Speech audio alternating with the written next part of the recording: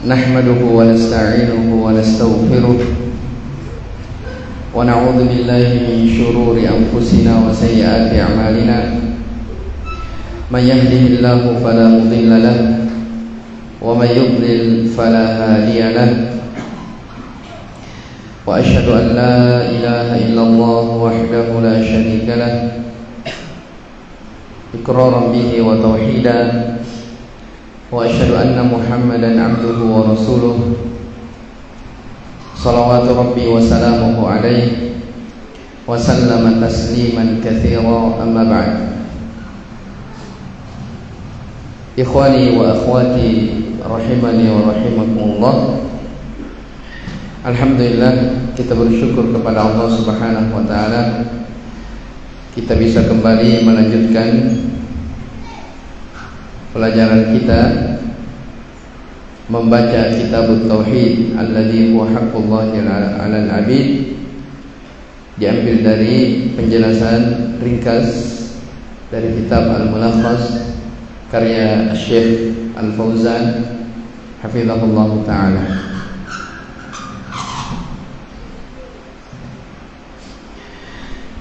Kita masih di bab yang pertama, Kitabut Tauhid.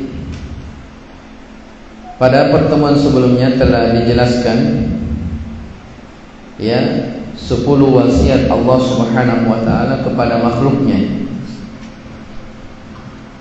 Ya, 10 wasiat Allah Subhanahu wa taala kepada makhluknya. Ini telah kita jelaskan di pertemuan sebelumnya.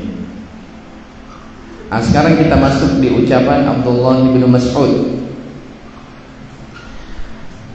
Qala Syekhul Islam Mujaddidud Da'wah Muhammad Ibnu Abdul Wahhab rahimahullah ta'ala,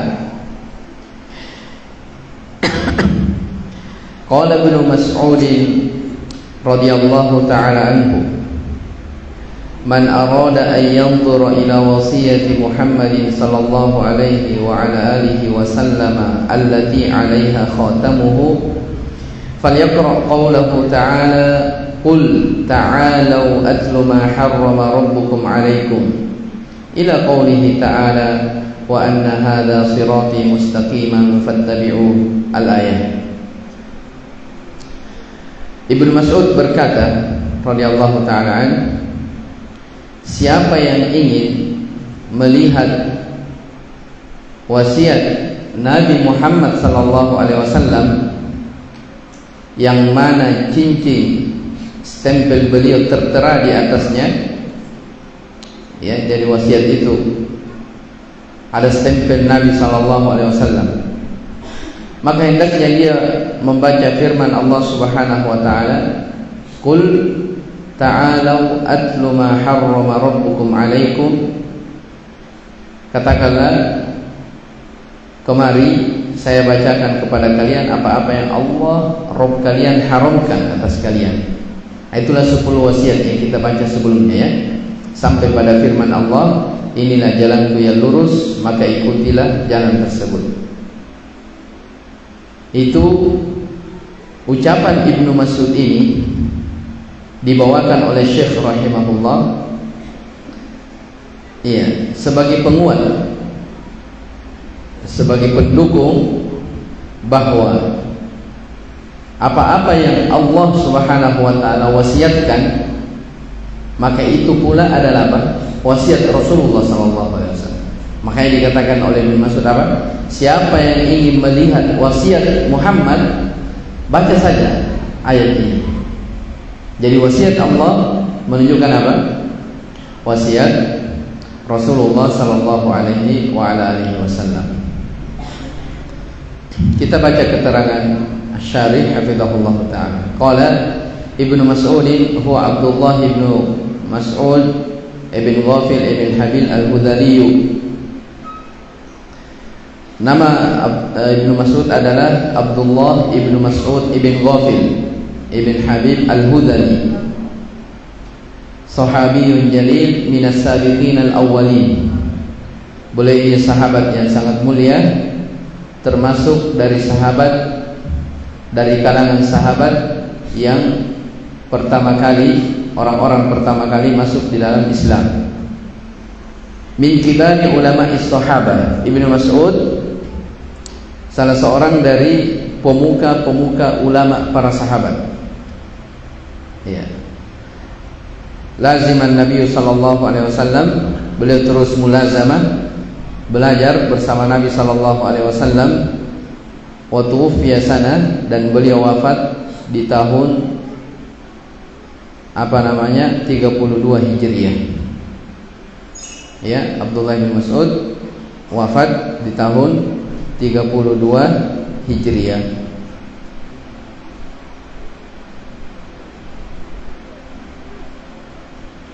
Iya. Demikian pula beliau ini adalah sahabat yang istimewa. Beliau menghadiri perang Badar. Beliau sahabat yang ikut di perang Uhud, di perang Khandaq. Bahkan beliau termasuk orang yang berbaiat di Bai'atur Ridwan. Ya, radhiyallahu taala anhu.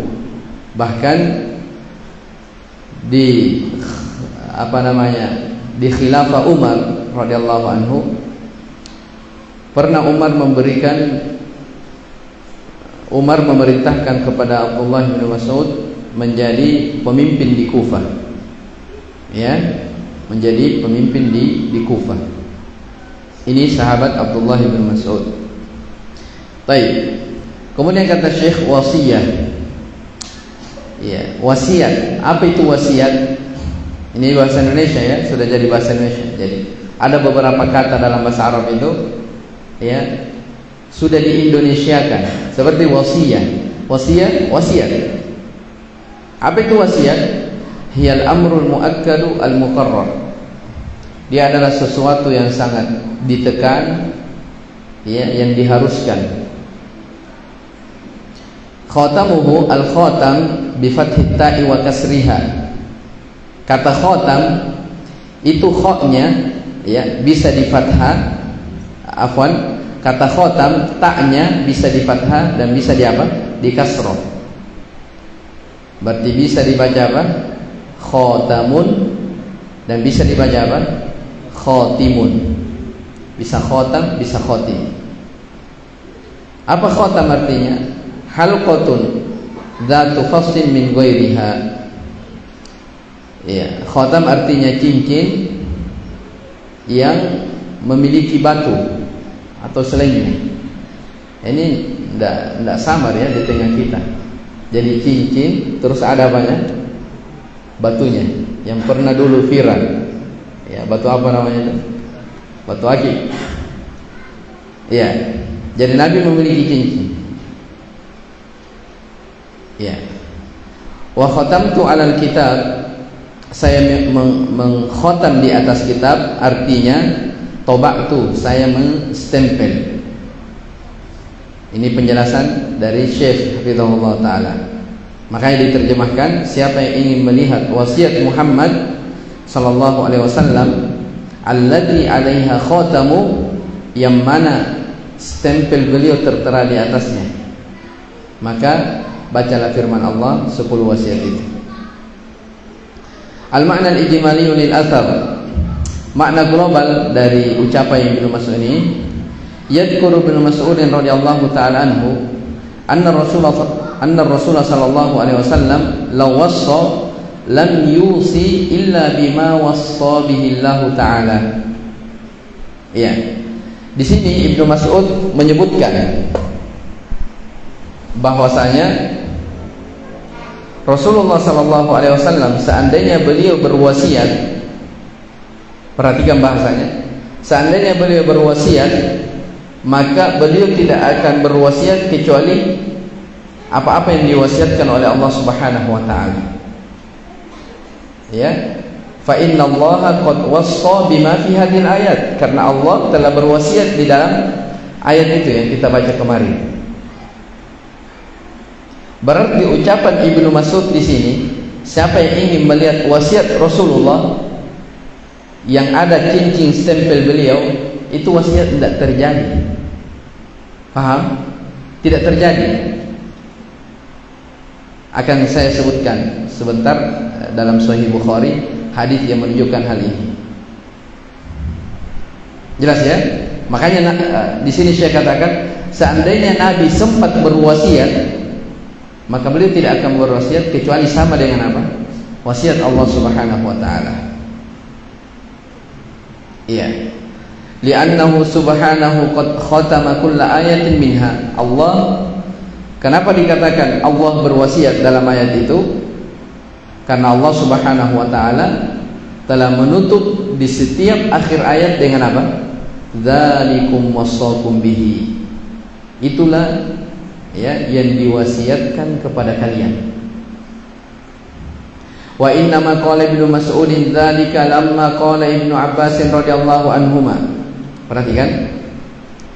Apa sebab Ibnu Mas'ud berkata seperti ini? Siapa yang ingin melihat wasiat Nabi, maka lihat firman Allah itu di surah Al-An'am.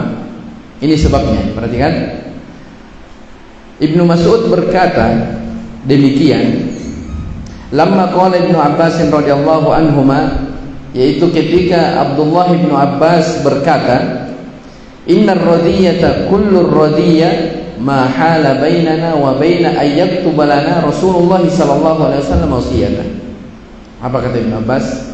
Sesungguhnya kerugian di atas kerugian, ya.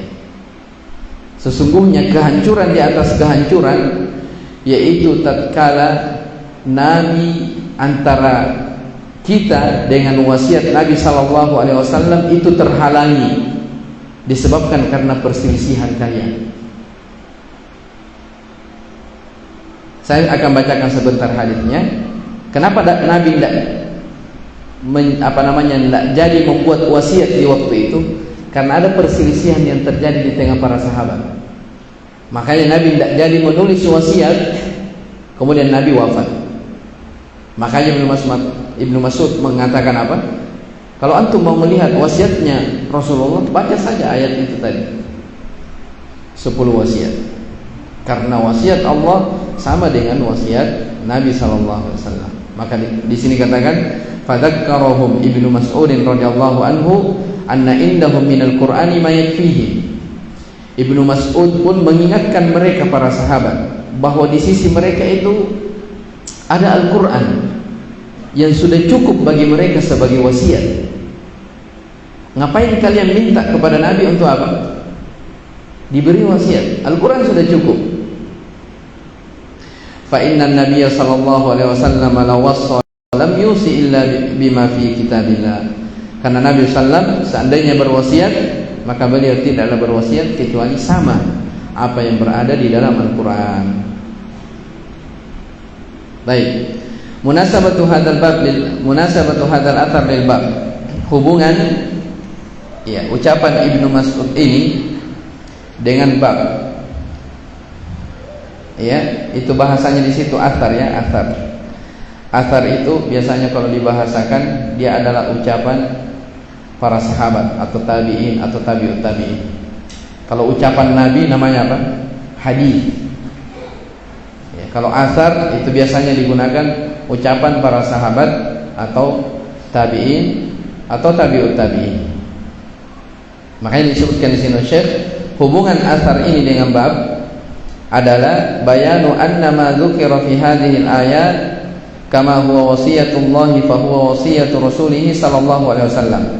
Penjelasan tentang apa-apa yang disebutkan dalam ayat-ayat ini ya, itu sebagaimana wasiat Allah Subhanahu wa taala tersebut, maka itu pula adalah wasiat Rasulullah sallallahu alaihi wasallam. Karena Rasulullah SAW tidaklah berwasiat kecuali sama dengan wasiat Allah Subhanahu wa taala. Ma yustafadu min qouli Ibnu Mas'ud. Pelajaran yang dipetik dari athar Ibnu Mas'ud ini. Yang pertama, ahammiyatu hadhil wasaya al-ashar. Pentingnya 10 wasiat ini yang sudah kita jelaskan ya satu persatu. Iya. Larangan berbuat kesyirikan. Ya. Yang kedua apa? berbakti kepada kedua orang tua. Yang ketiga, apa yang ketiga?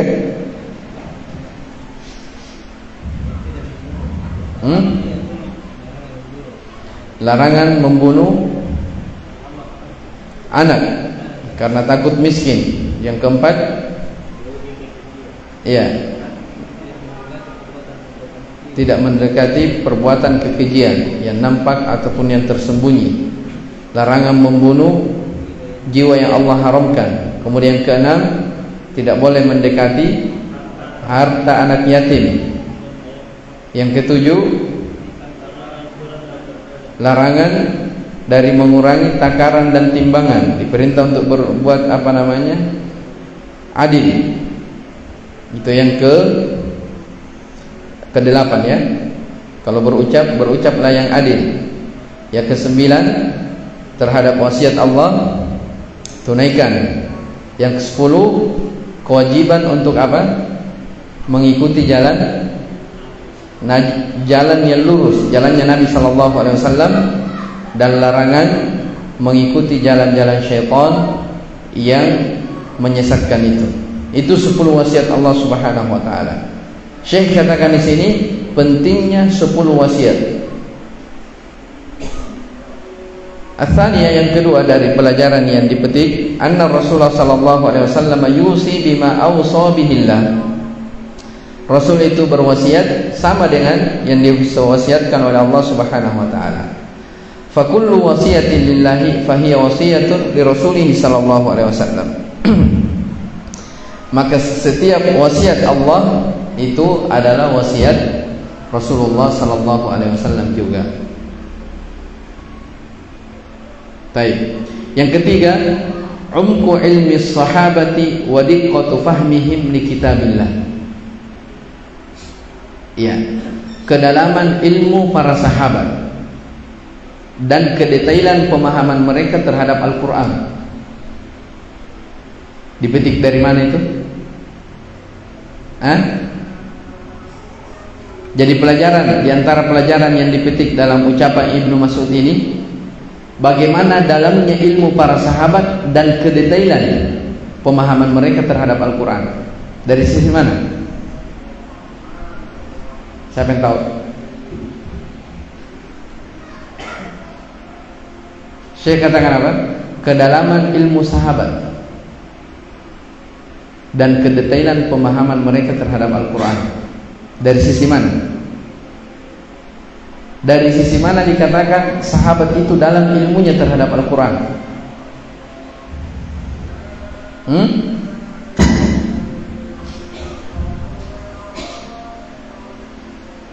Ya, dari sisi ini Ibnu Mas'ud radhiyallahu ta'ala anhu ya berkata, siapa yang ingin melihat wasiat Muhammad, maka itulah ayat Al-Quran yang 3. Ya. Dari mana bisa Abdullah bin Mas'ud menghubungkan wasiat Nabi dengan Al-Quran ini 3 ayat? Nah, itu menunjukkan kedalaman ilmu mereka terhadap Al-Quran. Jadi kalau Allah berwasiat, maka itu juga adalah wasiat Nabi Shallallahu Alaihi Wasallam. Bisa dipahami? Nah, itu menunjukkan kedalaman ilmu mereka. Tapi di dalam Sahih Bukhari disebutkan, ya, sebab Abdullah bin Mas'ud radhiyallahu anhu berucap ini, ya, di dalam Sahih Bukhari dari Ibnu Abbas radhiyallahu anhuma, Ibnu Abbas berkata, lamma ishtadda bin Nabi sallallahu alaihi wasallam waja'ahu, tatkala Nabi sallallahu alaihi wasallam sakit keras, ini menjelang wafatnya, ya, qala, beliau bersabda, ituni bi kitabin aktub lakum kitaban la takhtalifu ba'dahu. Apa kata Nabi? Ya, berikan kepadaku kertas, saya akan tuliskan kepada kalian, wahai para sahabatku, ya, satu tulisan yang kalian tidak akan berselisih setelahku. Ini Nabi yang bersabda kepada para sahabatnya.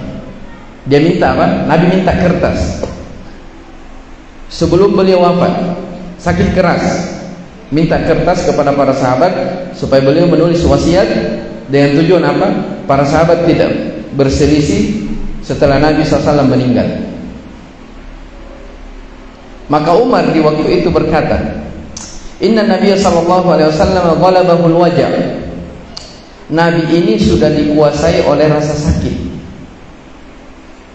Artinya apa? Kasihan, ya. Umar tahu keadaan Nabi SAW. Kalau dikasih kertas untuk menulis, itu artinya jangan sampai membebani siapa? Nabi SAW. Jelas ya? Itu kata Umar. Wa indana kitabullahi hasbuna. Sementara di sisi kita ada Al-Quran yang sudah mencukupi kita. Ya, ada Al-Quran yang apa? Mencukupi kita. Ini Umar yang berkata. Ya, fakhtalafu, para sahabat pun berselisih. Wa kathural ghalab, terjadi kegaduhan, terjadi perselisihan,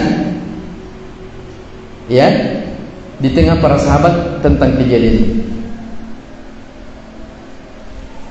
Apa kata Nabi SAW ketika terjadi keributan di saat Nabi sakit keras? Kata Nabi SAW, Qumu anni wala yanbaghi indi at-tanazu. Ya, silakan kalian semua pergi dariku, tidak pantas kalian berselisih di hadapanku. Teguran keras dari Nabi SAW. Fa kharaja Ibnu Abbas. Maka Ibnu Abbas di waktu itu keluar. Ya, disuruh keluar oleh Nabi, maka mereka pun keluar. Maka Ibnu Abbas berkata kepada para sahabat, Innar radiyata kullar radiyah ma hala baina Rasulillah sallallahu wa baina kitabihi. Ini tadi yang disebutkan oleh Syekh Fauzan. Sesungguhnya kerugian di atas kerugian adalah disebabkan karena perselisihan kalian, Nabi tidak jadi menulis wasiat. Jelas ya? Jadi kenapa Nabi tidak jadi menulis wasiat di kertas yang beliau minta? Karena sahabat ada yang mengatakan jangan dikasih, Nabi sudah sakit keras, termasuk Umar berselisih. Makanya Ibnu Abbas berkata apa? Kerugian di atas kerugian, Nabi terhalangi menulis wasiat disebabkan karena kalian apa? Berselisih. Maka Ibnu Mas'ud pun menimpali ucapan Ibnu Abbas ini. Ya, kalau zahirnya seakan-akan Ibnu Mas'ud ini tidak setuju juga dengan ucapan Ibnu Abbas. Sesungguhnya kehancuran di atas kehancuran, ya, Nabi terhalangi menulis surat disebabkan karena perselisihan kalian. Apa kata Ibnu Mas'ud? Itulah tadi kata Ibnu Mas'ud, siapa yang ingin melihat wasiat Rasulullah, maka baca saja ayat di surah Al-An'am. Itulah wasiat Rasulullah sallallahu alaihi wasallam. Artinya apa? Walaupun Nabi tidak jadi menulis wasiat itu, sudah cukup Al-Quran sebagai apa? Sebagai wasiat untuk kalian. Makanya saya bilang tadi di awal, ini ucapan Ibnu Mas'ud. Nabi berwasiat, siapa yang ingin melihat wasiat Muhammad SAW, ini wasiat tidak terjadi. Paham ya? Tidak terjadi. Kenapa tidak terjadi? Karena ketika Nabi minta kertas untuk menulis wasiat, terjadi apa? Perselisihan di tengah para sahabat. Akhirnya tidak dibuat apa? Wasiat tersebut. Jelas ya? Wallahu a'lam. Selesai dari Athar Ibnu Mas'ud. Kemudian kata Syekh rahimahullahu taala, ini hadis terakhir yang kita baca dalam bab ini. Wa an Mu'adz bin Ibnu Jabal radhiyallahu taala anhu annahu qala kuntu radifan nabiy sallallahu alaihi wasallam ala himarin faqala li ya Mu'adz atadri ma haqqullahi 'alal 'ibad wa ma haqqul 'ibadi 'ala Allah qultu Allah wa rasuluhu a'lam. Qala haqqullahi 'alal 'ibadi ay ya'buduhu wa la yusyriku bihi syai'an wa haqqul 'ibadi 'ala Allah an la yu'adziba man la yusyriku bihi syai'an. Qultu ya Rasulullah afala ubashshirun nasa qala la tubashshirhum fayattakilu akhrajahu fi sahihain. Dari Mu'adz bin Jabal radhiyallahu anhu, beliau berkata, Saya pernah dibonceng oleh Nabi sallallahu alaihi wasallam di atas keledai. Faqala li, maka Nabi berkata kepadaku, "Ya Mu'ad, wahai Mu'ad, tahukah kamu apa hak Allah atas hambanya dan apa hak hamba atas Allah?" Karena Mu'ad tidak tahu, maka beliau berkata, Allahu wa rasuluhu a'lam. Allah dan Rasulnya yang lebih mengetahui. Maka Nabi SAW bersabda, Haqqullahi 'alal ibad ay ya'buduhu wa la yusyriku bihi syai'an. Ini hadis agung ya. Kata Nabi SAW, hak Allah atas hambanya, ya, mereka beribadah hanya kepada Allah dan tidak boleh mempersekutukannya dengan sesuatu apapun juga. Sementara hak hamba atas Allah, Allah tidak akan menyiksa seseorang sepanjang dia tidak berbuat kesyirikan. Ya, Allah tidak akan menyiksa hambanya sepanjang dia apa? Tidak berbuat syirik. Ini keutamaan apa? Keutamaan tauhid. Jadi sepanjang orang itu dia meninggal tidak tersentuh dengan kesyirikan, maka pasti apa? Dia terbebas dari siksaan. Bisa dipahami? Baik. Ini kabar gembira besar, subhanallah. Makanya kata Mu'ad, qultu, saya katakan, ya Rasulullah, afala ubashirun nas? Tidakkah kabar gembira ini saya sampaikan? Yang mana kabar gembira? Allah tidak akan menyiksa hamba sepanjang apa? Tidak berbuat kesyirikan. Tidakkah saya sampaikan kepada manusia kabar gembira ini? Kata Nabi SAW, la tubashirhum fayattakilu. Jangan kalian sampaikan kepada mereka, karena mereka akan bersandar. Apa maknanya mereka akan bersandar? Sebentar akan dijelaskan oleh Syekh Hafizahullah Ta'ala. Hadis ini diriwayatkan oleh Imam Al-Bukhari dan Imam Muslim. Baik, kata Syekh, Mu'ad huwa Mu'ad ibn Jabal ibn Amr ibn Aus ibn Ka'ab ibn Amr al-Khazraji wa al-Ansari, sahabiyun jalilun masyhur min a'yan as-sahabah. Mu'ad bin Jabal, ya, bin Amr bin Aus. Ini keturunannya, ibn Ka'ab ibn Amr al-Khazraji. Beliau dari suku Al-Khazraj, ya, Al-Ansari. Apa bedanya?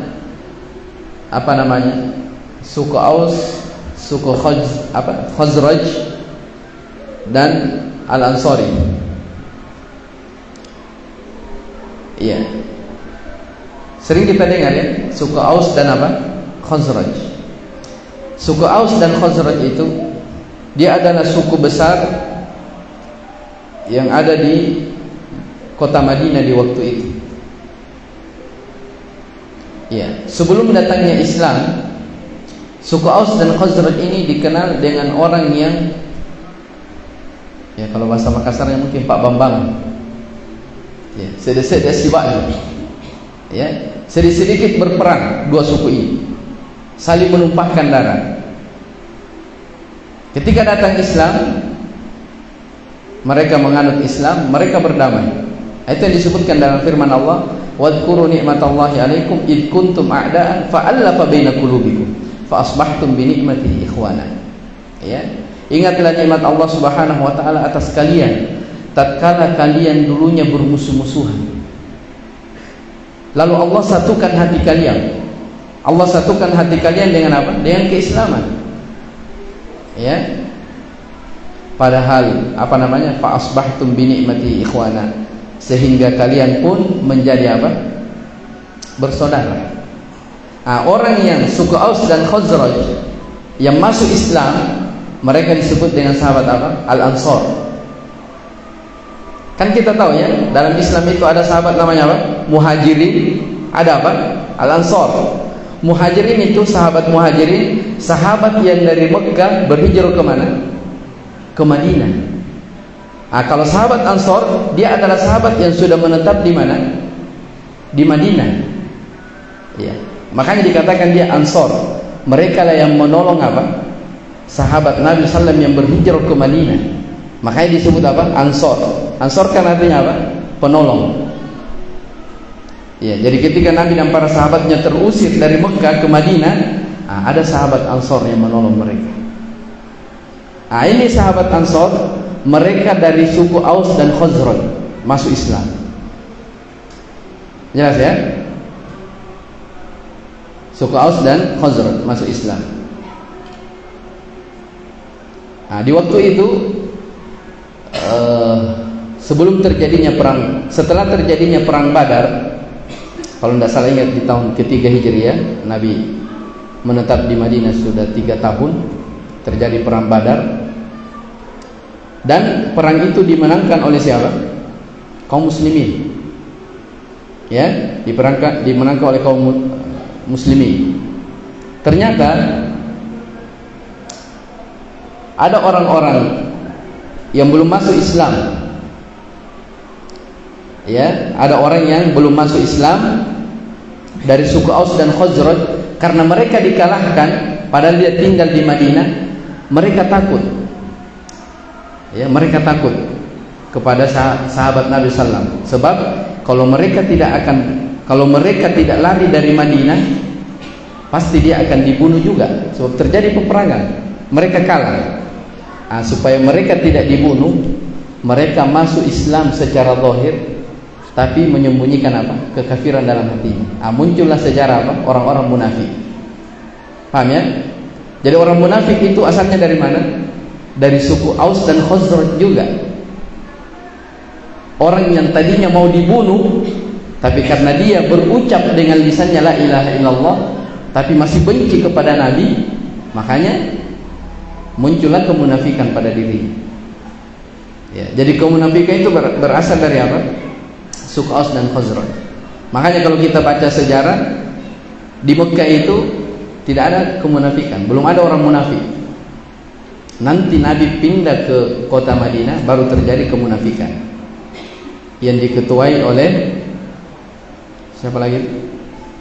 Abdullah ibn Ubay ibn Salul, Rasul Munafikin, pimpinan orang-orang munafik. Itu yang satu surah langsung turunnya ayat Al-Quran, surah Al-Munafikin, menjelaskan tentang kebusukan hati Abdullah Ubay ibn Salul itu. Mungkin sewaktu-waktu bagus dijelaskan kisah tentang orang-orang munafikin. Taib, ala kulli hal, ini tentang suku Khaz. Kan di sini disebutkan Mu'ad bin Jabal berasal dari mana? Suku Al-Khazraji, Al-Ansari. Makanya dua disebutkan. Khazraj itu sebelum apa? Sebelum Islam. Al-Ansari setelah masuk Islam. Taib. Sahabiyun jalil masyhur min ayani sahabah. Beliau dari pemuka para sahabat. Wa kana mutabahhirun fil ilmi wal ahkami wal Qur'an. Beliau adalah orang yang sangat dalam ilmunya, ya, tentang hukum-hukum, tentang Al-Qur'an. Syahida ghazwat Badrin. Beliau ikut di perang Badar ini. Wa ma ba'daha, dan perang yang terjadi setelahnya. Wastakhlafahu Nabi sallallahu alaihi wasallam ala ahli Makkah yaumal fath. Beliau pernah menggantikan Nabi sallallahu alaihi wasallam sebagai pemimpin di Mekah setelah Mekah ditaklukkan. Ya, setelah Mekah ditaklukkan, Mu'ad diangkat sebagai naib pimpinan menggantikan Nabi sallallahu alaihi wasallam. Yu'allimuhum dinahum, ya, untuk mengajari mereka agama. Thumma ba'athahu ila al-Yaman qadiyan wa mu'alliman. Kemudian setelah itu Mu'ad bin Jabal, ya, diutus ke Yaman, ya, menjadi hakim dan menjadi pengajar di sana. Beliau wafat di kota Syam, ya, pada tahun 18 Hijriah, dan umur beliau 38 tahun. Masih muda beliau meninggal. Ya, kalau kita baca sejarah Mu'ad bin Jabal ini, ya, kebanyakan keluarganya terkena penyakit taun, meninggal karena taun, termasuk beliau. Ya, meninggal dengan apa? Adanya wabah yang menimpa di waktu itu. Makanya beliau meninggal di usia masih muda, di umur beliau yang ke 38 tahun. Jelas ya? Rodif. Ya, apa makna rodif dalam hadis? Saya pernah dirodif oleh Nabi SAW di atas keledai. Ar-rodif huwa alladhi tahmiluhu khalfaka ala dhahri dabbati. Rodif itu adalah orang yang membawamu, ya, orang yang membawamu di belakang punggung kendaraan. Berarti apa? Dibonceng, ya. Ya, rodif itu artinya dibonceng. Atadri hal ta'rifu, tahukah kamu? Ya, haqqullah, hak Allah. Apa maknanya hak Allah? Ma yastahiquhu wa yaj'aluhu mutahattaman 'alal ibad. Hak Allah artinya apa yang berhak dan menjadikannya sesuatu yang wajib atas hamba-hambanya. Jelas ya? Hakul ibadi 'ala Allah, hak hamba atas Allah artinya maka tabahu ala nafsihi tafaddulan minhu wa ihsana. Apa-apa yang Allah tentukan, wajibkan atas dirinya sebagai bentuk keutamaan dan kebaikan Allah Subhanahu wa taala. Di sini ada sesuatu yang perlu saya jelaskan terkait tentang hadis ini. Ya.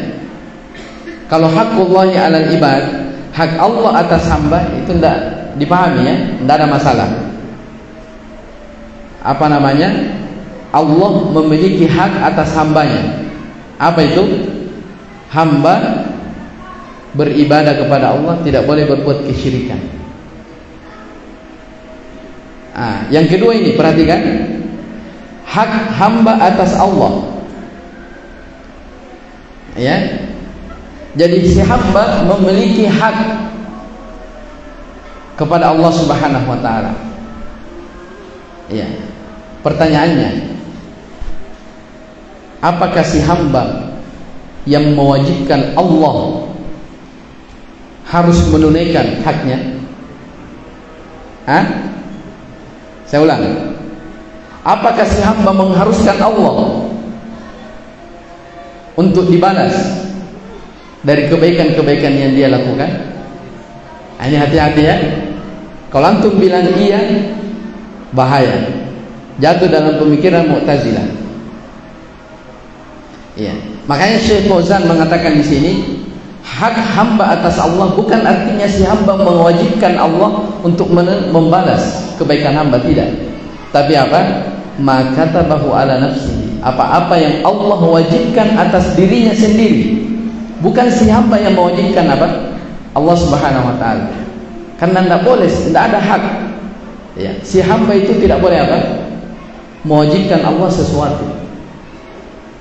Ya, sebagian ulama menjelaskan, ya, di antaranya Syekhul Islam Ibnu Taimiyah rahimahullah, di sini hak bukan hak muqabalah. Tahu hak muqabalah? Ya, saya kerja di antum. Ya, saya bekerja di tempat antum. Saya berhak menuntut gaji dari antum sebab saya bekerja. Ini artinya apa? Saya mewajibkan antum untuk membayar apa? Membayar saya karena saya bekerja. Si hamba melakukan ibadah kepada Allah, apakah si hamba wajib menuntut balas dari Allah? Tidak. Allah berkewajiban membalas hambanya bukan karena si hamba apa? Mewajibkan Allah untuk membalas itu. Paham? Jadi sini bukan hak muqabalah. Tidak. Kenapa dikatakan bukan hak muqabalah? Sebab perbuatan kita beribadah itu tidak pernah seimbang dengan pemberian Allah kepada kita. Kebaikan Allah kepada kita itu tidak seimbang dengan apa? Pengabdian kita kepada Allah Subhanahu wa taala. Jelas ya? Kita hanya diwajibkan salat 5 waktu, berpuasa 1 kali 1 tahun. Ini yang kewajiban pokok ya. Haji bagi yang mampu. mengeluarkan zakat hanya berapa persen? Syahadatain. Kan ringan. Ya. Nikmat Allah berapa banyak? Yang ada saja pada diri kita. Kedua mata, siapa yang mau jual matanya 100 juta? Tidak ada. Ya, belum lagi pendengarannya. Ya, lisannya dia bisa berbicara, didengar oleh orang lain. Itu kan pemberian Allah Subhanahu wa taala, nikmat. Ya. Jadi kenapa dikatakan tidak boleh mengatakan si hamba mewajibkan Allah untuk membalas perbuatannya, karena kebaikan Allah jauh lebih besar daripada apa? Pengabdian seorang hamba kepada Allah Subhanahu wa taala. Jadi di sini makna hadis, hak hamba atas Allah bukan artinya apa? Si hamba mewajibkan Allah, tapi Allah sendiri yang mewajibkan dirinya kepada hamba-hambanya sebagai bentuk kebaikan dan keutamaan Allah Subhanahu wa taala atas si hamba. Banyak dipaham nah? Paham? Hah? Bisa dipahami? Iya. Seperti itu ya. Jadi jangan mengatakan, oh berarti kita ini iya bisa menuntut kepada Allah. Enggak. Ya, itu tadi penjelasannya.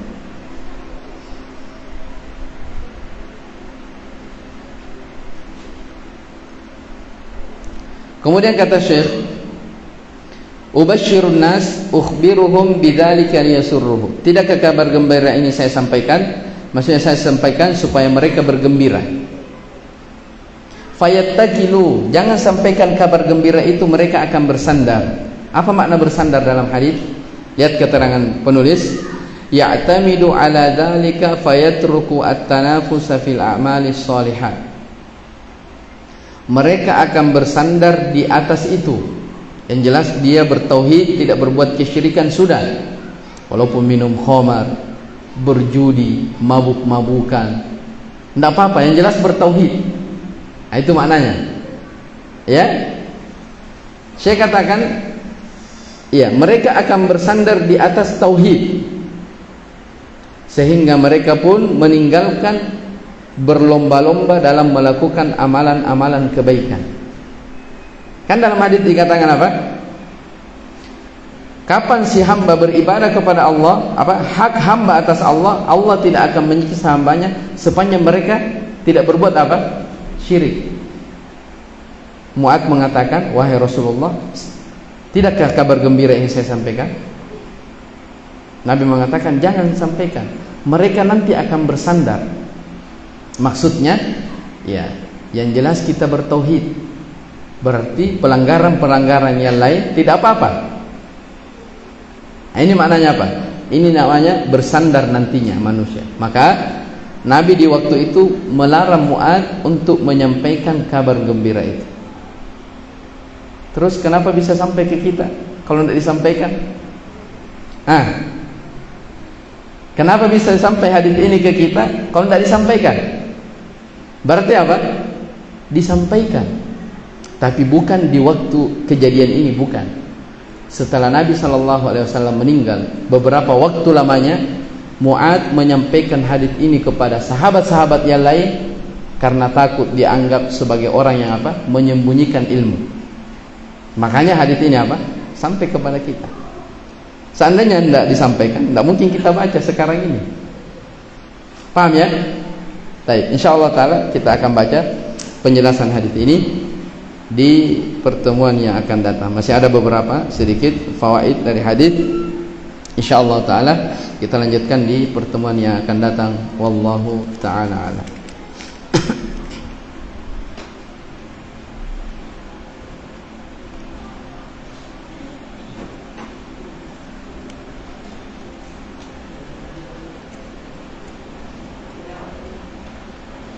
Baik, ini ada pertanyaan. Wallahu a'lam, saya tidak tahu.